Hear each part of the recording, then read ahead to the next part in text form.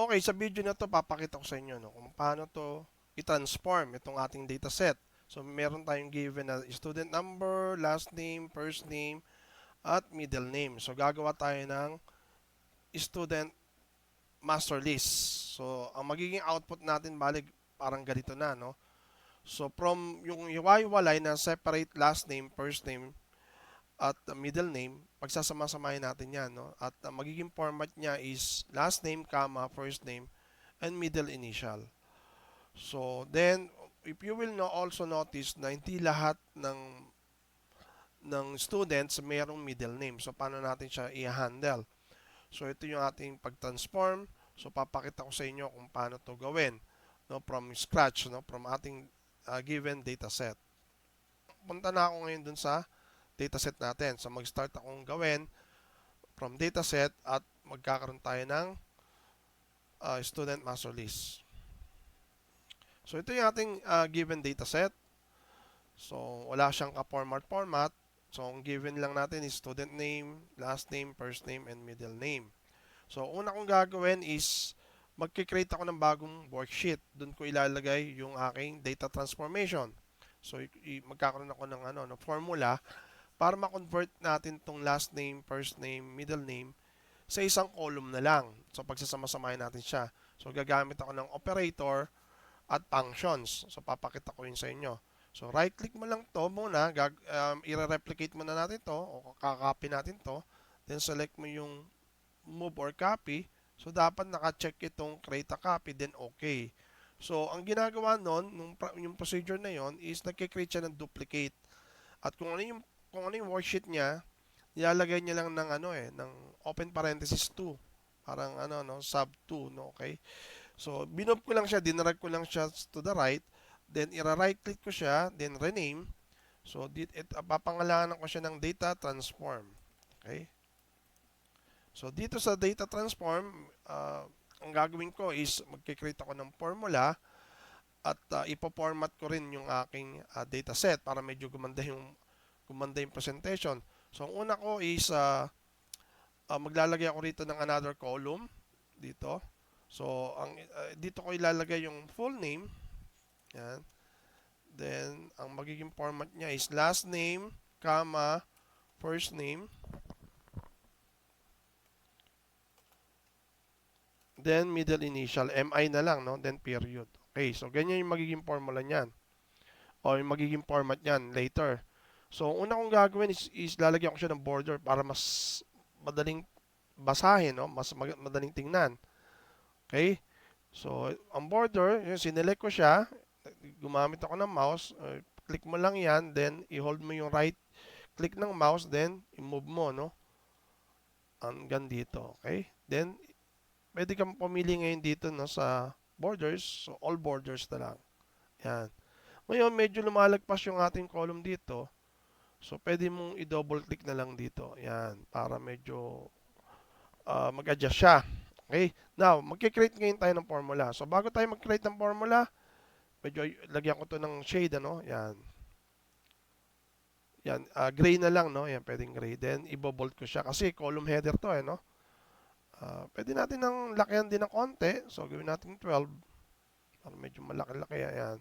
Pag medyo lumalagpas na naman siya, i-select mo na naman, then double click. Yan, okay? So, ganun lang yon. So, okay lang itong nag two-liner. Okay? So, wala namang kaso yun. So, maglalagay na ngayon tayo ng formula. So, ang una natin gagawin is, i-combine natin to, no? Ang tawag doon is concatenation. So, ang gagamitin nating operator is ampersand. So, pakita ko sa inyo yung ampersand. So, ito yung ampersand join operator. So, ang character na ginagamit natin dyan, yung parang N. So, sa keyboard nyo, yun yung nasa number 7. Okay?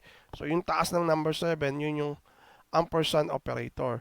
Ginagamit siya para i-join yung several text items or yung text values. So, pwede rin tayong gumamit ng concatenate, concat, o text join. Yun yung mga function na equivalent sa ampersand. Pero sa video na to, ang gagamitin ko lang is ampersand. Okay? Kasi yun yung mas, actually, para sa akin, no, pinakamadaling gamitin. Okay? Napakasimpleng gamitin. Pero sa ibang exercises natin, na video yung gagawin ko, papakita ko sa inyo paano gamitin yung concatenate, concat, tsaka text join. So sa ngayon, mag-focus muna tayo dito sa ampersand. So ganito lang yan, no? So start with an equal sign, then yung unang reference cell mo na mayroong text, then kada magdadagdag ka ng another text, you have to use the concatenation operation. So ito yung sa item number 5, ito yung ating example, no? Equal sign, then punta ka sa A1, then ampersand ulit, then punta ka sa B1. So itong formula na to, same lang siya sa concatenate function. Okay? So ang tawag natin diyan is ampersand operator. So i-apply na natin ngayon sa ating dataset. So ito yung ating dataset, so i-apply ko na, no? So i-click ko lang tong E2 na to, yan, double click na lang natin, pwede rin, ano? Then, start with an equal sign, kasi lahat ng formula nag-start with an equal sign, no? Then, i-move ko yung cursor papunta sa last name. Then, sabi natin sa format, after ng last name, so, ampersand, maglalagay tayo ng comma, then space. So, para maglagay tayo ng comma ng space, string yun, no? And then, comma, then space, then, double quote. So, okay? I-enclose natin siya double quote, no? Yung ating comma, then in space. Para, kasi string siya, no? Then, magdudugtong na naman tayo ng another text. So, ampersand na naman, then move natin sa first name. Okay? Then, yung middle initial natin, so ampersand ulit. Then, may space tayo between first name tsaka middle initial. Then, ampersand. Then, punta tayo dito sa middle name. Pero, may gagawin pa rin tayo dyan, no? Kasi, sabi natin middle initial, hindi naman middle name. Then after that, maglalagay na tayo ng period. Okay? Yan. So mukhang tama naman, no? Mukha lang, no? Sige, tingnan natin. So since formula na to, usually, para mas malaman natin, no? Ma-distinguish natin yung static value and the formula. So, kinukulayan ko siya ng blue. Yan. Then, pwede natin din i-bold. Yan. Okay? So, para ma-apply natin tong formula na to down to the last record, so, yung cursor mo, yan, pag ino-hover mo to, nagiging cross, no? So, ilagay mo dun sa, so, pinaka down and right corner ng cell. So, mag-iba yan, magiging cross line. Then, saka may double click. Okay? So, pag nakita mo may mga lumalagpas na ganyan, punta ka ulit dito, no? Sa boundary ng dalawang column, no, na ENF o boundary niya, then double click mo lang. So mag-a-adjust yung ating column width. Now, kung mapapansin nyo, hindi natin na-achieve yung talagang desired value na format ng value natin. Kasi nga, yung ating middle name, buo, no? Dapat ang gusto natin yung ano lang, yung first letter lang, di ba? Kasi ganoon naman yung middle initial, yung first letter lang.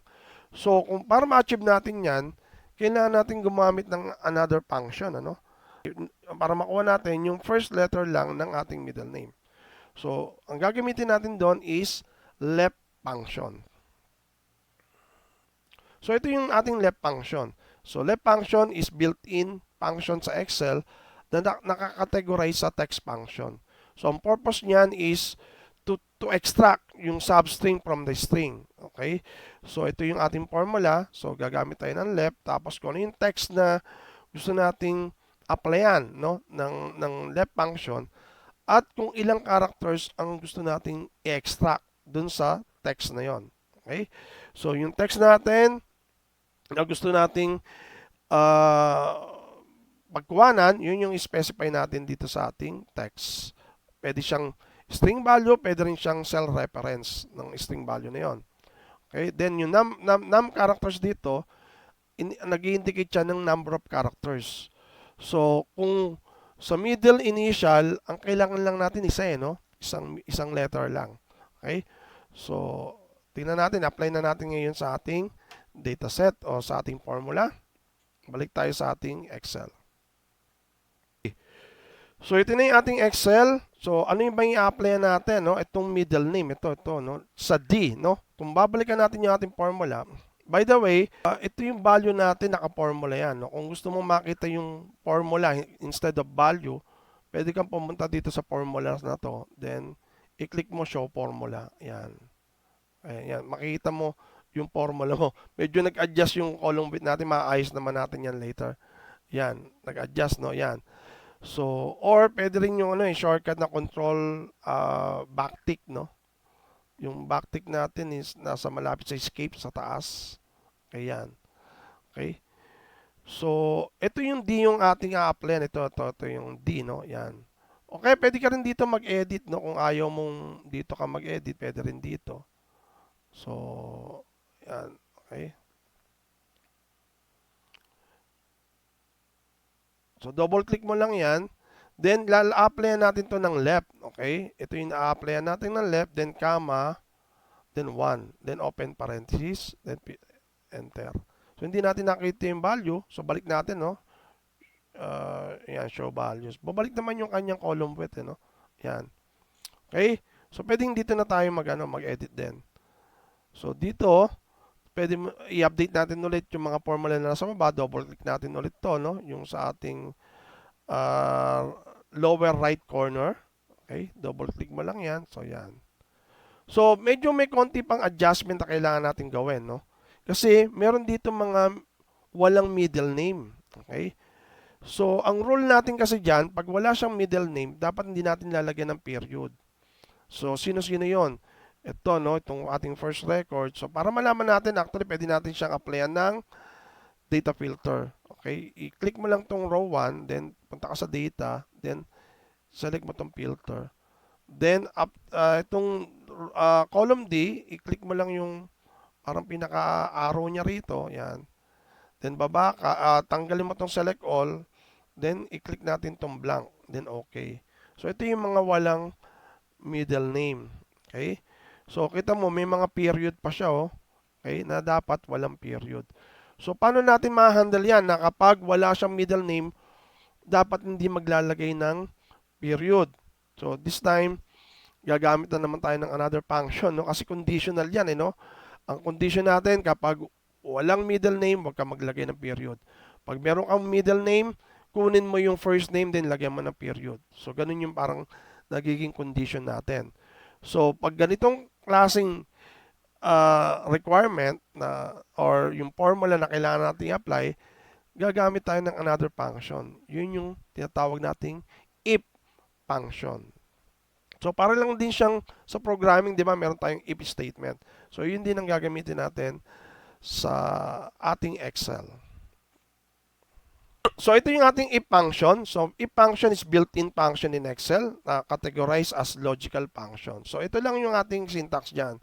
So, if, then, of course, start with the equal sign, then if, then open parenthesis, yung ating logical test. So, either true or false, no?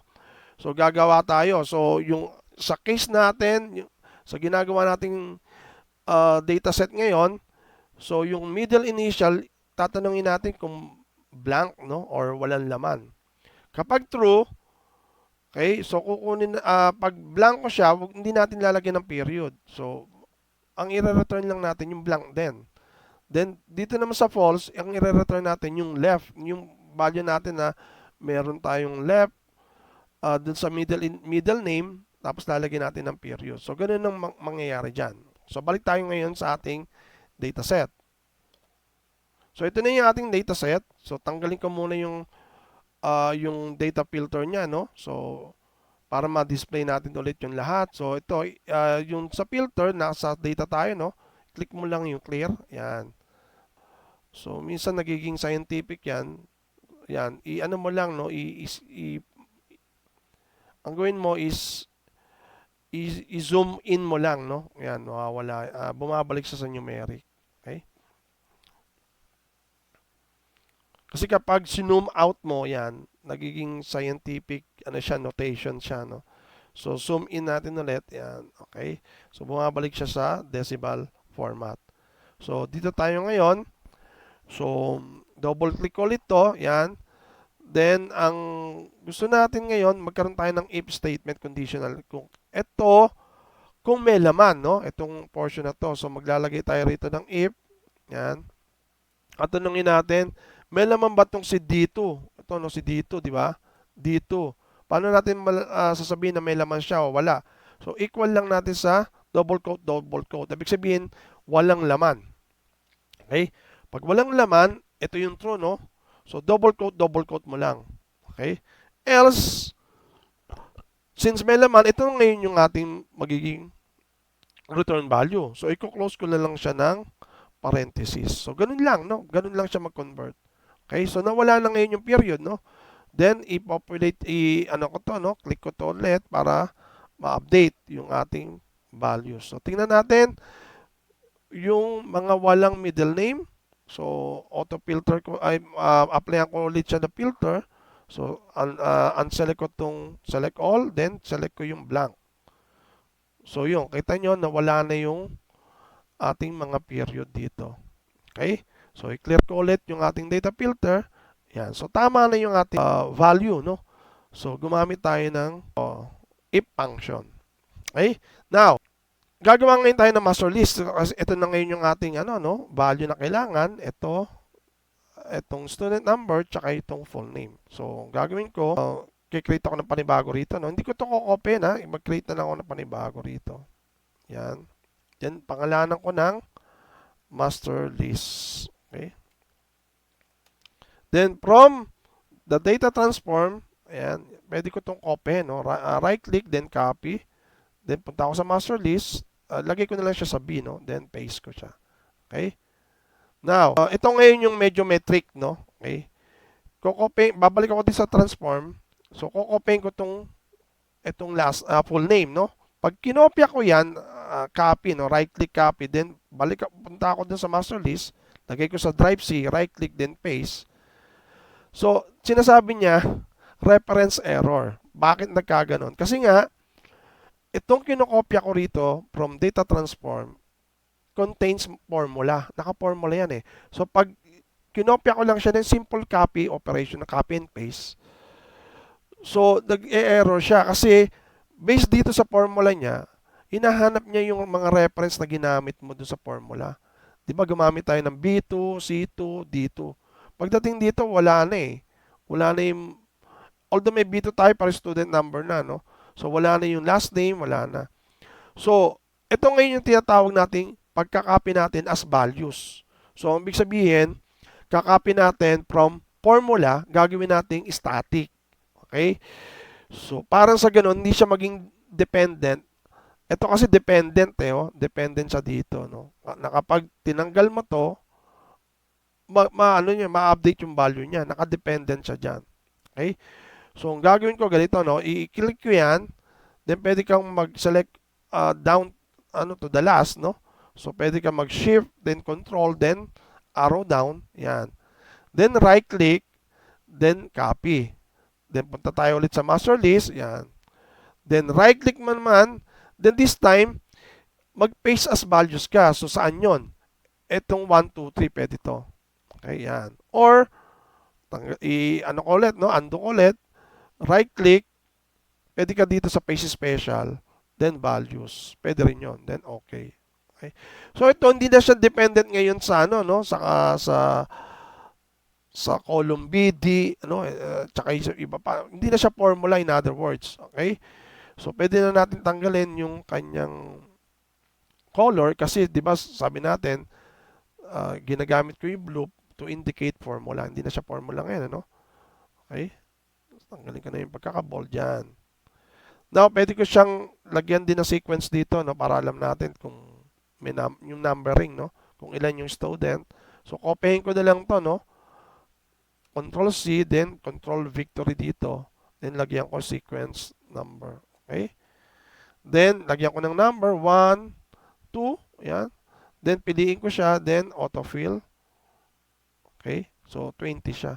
Ngayon, pag ni-scroll ko, nawawala yung header, no? So, applyan natin siya ng, so, ngayon, pinoformat ko siya yung, itong ating master list, no? So, applyan ko siya ng Freeze Paint. So, punta ako sa, so, i-click mo lang tong B2, no? Ito kasi yung balik, row 2, no? Kasi row 1 yung gusto nating i-freeze, no? So, view, then freeze paint, then freeze paint. Yan.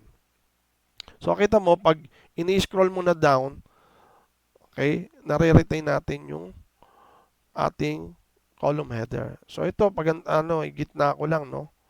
So, yan, no?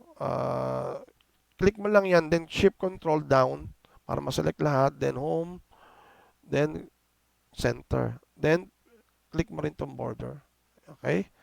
So, yan, medyo maganda na. So, lagyan pa natin ng header. So, mag-insert tayo rito ng dalawa. Select mo tong 1 and 2, then right-click, then insert. Then, i-type natin dito sa A2, student master list. Okay? Then, palakihin ko lang ng yung size kasi header to. Gawin ko siyang 24, then bold. Okay, di ba?